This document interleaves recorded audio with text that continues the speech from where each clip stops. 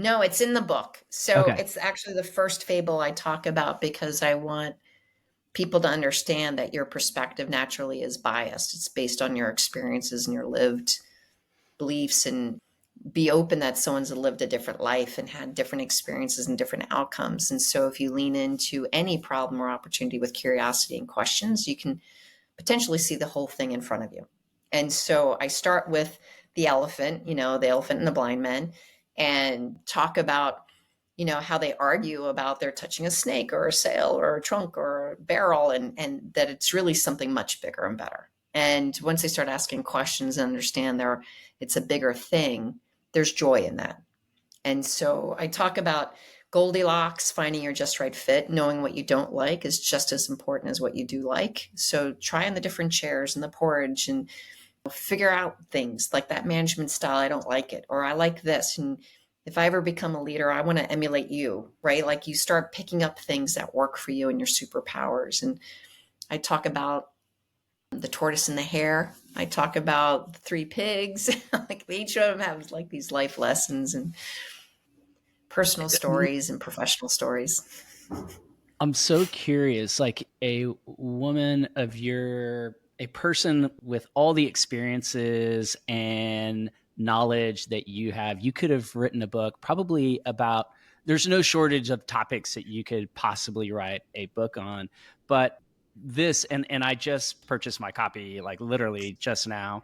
Sorry, I haven't I read it. thank I you. like to read the books, but yeah. I always buy it. I'm sure like we've gotten PDFs and copies in the past, but I'm like, you know what? We should be buying these books and supporting our guests. And so I can't wait to read it. I'm a big believer in the power of storytelling.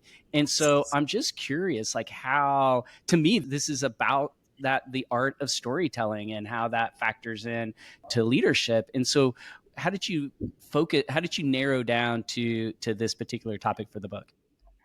So when they approached me, which to me in of itself was just amazing. So Wiley called me up and they were like, "Hey, have you ever thought about writing a book?" And I'm like, "No." Like I've been asked, but no. And she was, "Well, would you write a book about HR?" And I'm like, "No." And she's like, "Why not?" And my answer is, and it stays true today, I learn from others. I stand on the shoulders of so many other people. I copy shamelessly. I give shamelessly. There's so many great theories out there. Like, who am I? Like, I would feel like an imposter to create the book when there's so many amazing things out there on that subject. And it's a tough gig.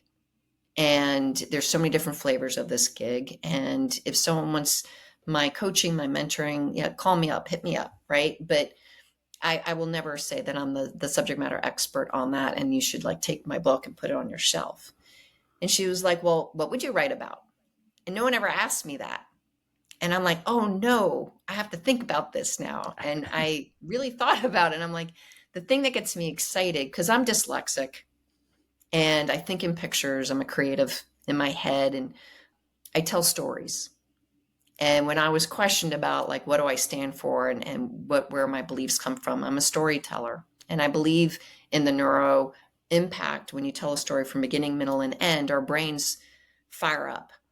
We mirror, we put ourselves in the story, we learn faster, we get the moral lesson. I learned not to go in the woods. I learned to take care of X, Y, and Z through stories. And I tell and coach through stories. Like I have talked about Goldilocks for decades. I've created my own spreadsheet for Goldie. I visit Goldie every year. Goldie and I are like this. And so, and then when I think about being authentically me and understanding how I show up, I think about the emperor with new clothes. I don't want to be naked at work. So I'm going to ask for feedback. Like I want to create a healthy company, I'm like, my title alone is scary for people.